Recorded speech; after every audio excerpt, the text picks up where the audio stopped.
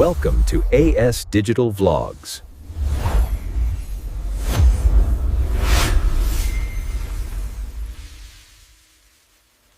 ఒకే ఒక్క రోజు కేవలం 24 గంటలు కాని చూడండి ఆ కొద్ది సమయంలోనే చరిత్రలో కొన్ని కొత్త పేజీలు రాసుకుంటాం. సరిగ్గా ఈరోజు మనం అలాంటి ఒక రోజు గురించే మాట్లాడుకోబోతున్నాం. అదే ఫిబ్రవరి 1, 2026. ఆ రోజు మన దేశంలో, మన సమాజంలో ఏం జరిగింది, ఎలాంటి మార్పులొచ్చాయి రండి చూద్దాం. ఎంత మంచి మాట కదా. ప్రపంచం చీకటిలో ఉన్నప్పుడు ఒక కలం దీపంలా పనిచేస్తుందట. దాన్ని సరిగ్గా వాడటం తెలిసినవాళ్లు ఈ ప్రపంచాన్నే శాసిస్తారట. అయితే ఫిబ్రవరి 1, 2026న చాలామంది తమ కలంతో, అంటే తమ నిర్ణయాలతో, తమ పనులతో మన దేశ భవిష్యత్తును రాశారు.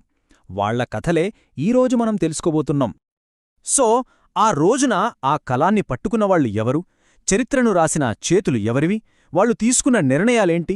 మన సంస్కృతి దగ్గరనుండి సమాజంలో వచ్చిన మార్పుల వరకు ఆ ఒక్కరోజు కథేంటో ఇప్పుడు తెలుసుకుందాం. సరే, ముందుగా మన వారసత్వం, మన హెరిటేజ్ గురించి మాట్లాడుకుందాం. ఎందుకంటే మన గతాన్ని మనం ఎలా గుర్తుంచుకుంటామో దానిమీదే కదా మన భవిష్యత్తు ఆధారపడి ఉంటుంది. నిజానికి ఆ రోజు మన కల్చరల్ క్యాలెండర్లో ఒక స్పెషల్ డే అని చెప్పాలి. ఏళ్ల తరబడి దూరమైన మన శిల్పాలు మళ్లీ మన దేశానికి తిరిగొచ్చాయి. లక్షల మంది భక్తులు ఒక పెద్ద ఉత్సవంలో పాల్గొన్నారు. మన పర్యావరణానికి సంబంధించిన 2 ముఖ్యమైన ప్రదేశాలకు గుర్తింపొచ్చింది. కలల కోసం ఒక పెద్ద మేళా జరిగింది. సరే, ఒక్కొక్కటిగా వీటి గురించి చూద్దాం. ఈ మహామహం పండుగ, దీన్ని దక్షిణ భారతదేశ కుంభమేళా అని పిలుస్తారు. ఎందుకో తెలుసా? ప్రతి 12 ఏళ్లకొకసారి దేశంలోని పవిత్ర నదులన్నీ ఇక్కడున్న మహామహం చెరువులో కలుస్తాయన్నొక నమ్మకం. అందుకే ఆ రోజున ఇక్కడ స్నానం చేస్తే పుణ్యం వస్తుందని లక్షలాది మంది భక్తులు వస్తారన్నమాట.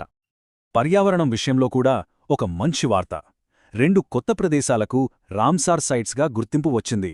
ఇది కేవలం ఒక పేరు కాదు. ఈ అద్భుతమైన చిత్తడి నేలలకు ఒక రక్షణ కవచం లాంటిది. ఒక ప్రాంతాన్ని రామ్సార్ సైట్గా ప్రకటించారంటే దాని అర్థం దాన్ని ఇంటర్నేషనల్ స్టాండర్డ్స్తో కాపాడతామని మనం మాటిచ్చినట్టు. ఇది మన పర్యావరణానికి నిజంగా ఒక పెద్ద గెలుపు.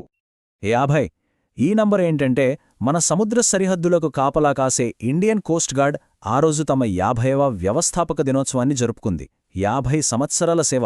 వాళ్ల ధైర్యానికి, త్యాగానికి మనందరం ఒక సెల్యూట్ చేయాల్సిందే.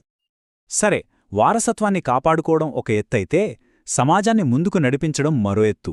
ఇప్పుడు మనం కొన్ని చట్టపరమైన, రాజకీయపరమైన విషయాల గురించి మాట్లాడుకుందాం. ఆ రోజున తీసుకున్న కొన్ని ముఖ్యమైన నిర్ణయాలు ఇవి. మనందరి జీవితాలపై ప్రభావం చూపేవి. ఒక్కోసారి అంతే, ఒకే ఒక్క ప్రకటన, ఒకే ఒక్క తీర్పు లక్షల మంది జీవితాలను మార్చేస్తుంది. అసలది ఎలా సాధ్యం? ఆ రోజున మన సుప్రీంకోర్టు అలాంటి ఒక చారిత్రాత్మక తీర్పు ఇచ్చింది. అదేంటంటే సుప్రీంకోర్టు ఋతు ఆరోగ్య హక్కుని, అంటే రైట్ టు మెన్స్ట్రువల్ హెల్త్ని రాజ్యాంగంలోని ఆర్టికల్ 21లో భాగంగా ప్రకటించింది. అంటే జీవించే హక్కులో ఇది కూడా ఒక భాగం అని చెప్పింది. ఇది మామూలు తీర్పు కాదు, ఒక సామాజిక విప్లవంలాంటిది. మహిళల గౌరవానికి, ఆరోగ్యానికి ఇంతకన్నా పెద్ద భరోసా ఏముంటుంది? సమానత్వం వైపు మనం వేసిన ఒక చాలా పెద్ద అడుగిది. కేవలం ఇదే కాదు, పాలనలో ఇంకా చాలా మార్పులు జరిగాయి. రాజస్థాన్కు మొట్టమొదటి మహిళా ఉపముఖ్యమంత్రిగా రాధికా గుప్తా ప్రమాణ స్వీకారం చేశారు. మరోపక్క వరల్డ్ క్రికెట్ బాడీ ఐసీసీకి తదుపరి చైర్మన్గా జైషా పేరు నామినేట్ అయింది. ఇక ఇస్రో అయితే యువత కోసం స్టార్ట్ 2026 అనే పోటీని లాంచ్ చేసింది. అలాగే అవినీతిపై అవగాహన కోసం విజిలెన్స్ అవగాహన వారం కూడా న్యూఢిల్లీలో మొదలైంది. చూశారుగా, పాలిటిక్స్, స్పోర్ట్స్, సైన్స్, గవర్నెన్స్ ప్రతి ఫీల్డ్లోనూ ఏదో ఒక కొత్త విషయం జరిగింది. టెక్నాలజీ సామాన్యులకు ఎలా హెల్ప్ అవుతుందో చెప్పడానికి ఇది ఒక పర్ఫెక్ట్ ఎగ్జాంపుల్. హిమాచల్ ప్రదేశ్, ఉత్తరాఖండ్లోని కొన్ని జిల్లాల్లో digital food coupon pilot project start అయింది. అంటే ఇకపై రేషన్ కోసం గంటల తరబడి క్యూలో నిల్చోవాల్సిన పని లేదు. ఫుడ్ కూపన్లు నేరుగా ఫోన్కే వచ్చేస్తాయి. దీనివల్ల ట్రాన్స్పరెన్సీ పెరుగుతుంది, కరప్షన్ తగ్గుతుంది. సరే, ఇవన్నీ చట్టాలు, పాలసీలు. కానీ ఆ రోజు విజయాలు కూడా ఉన్నాయి. స్పోర్ట్స్ అయినా, బిజినెస్ అయినా మనవాళ్లు సత్తా చాటారు. మరి ఆ రోజు విన్నర్స్ ఎవరో చూద్దామా? ఓకే, చూద్దాం. 72వ మహిళల కబడ్డీ ఛాంపియన్షిప్లో హిమాచల్ ప్రదేశ్ గెలిచింది.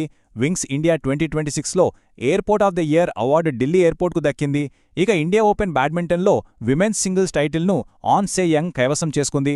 అదన్నమాట ఆ రోజు విజయాల లిస్ట్. ఇండస్ట్రీలో కూడా ఒక పెద్ద విజయముంది.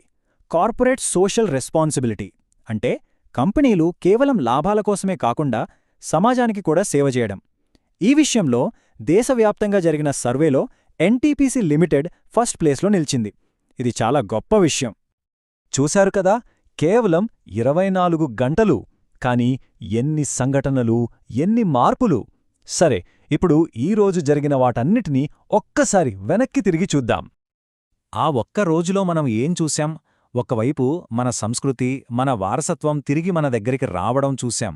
మరోవైపు సమానత్వం కోసం చట్టాల్లో వచ్చిన పెద్ద మార్పును చూశాం. ఇంకోవైపు క్రీడల్లో, పరిశ్రమల్లో మనుషులు సాధించిన విజయాలను చూశాం. సో, ఇది సాంస్కృతిక పునరుద్ధరణ, చట్టపరమైన పురోగతి, మానవ విజయాలు అన్నీ కలగలిసిన ఒక రోజు. సో, ఫిబ్రవరి 1, 2026 కథ రాయబడింది. ఆ రోజున చాలామంది తమ కలాన్ని పట్టుకుని చరిత్రను రాశారు. మరి రేపటి కథను రాయడానికి కలాన్ని ఎవరు పట్టుకుంటారు? ఆ కలం ఎవరి చేతిలోనైనా ఉండొచ్చు. ఎందుకుండకూడదు? ఈ ఆలోచనతో ఈ రోజుకి ముగిద్దాం.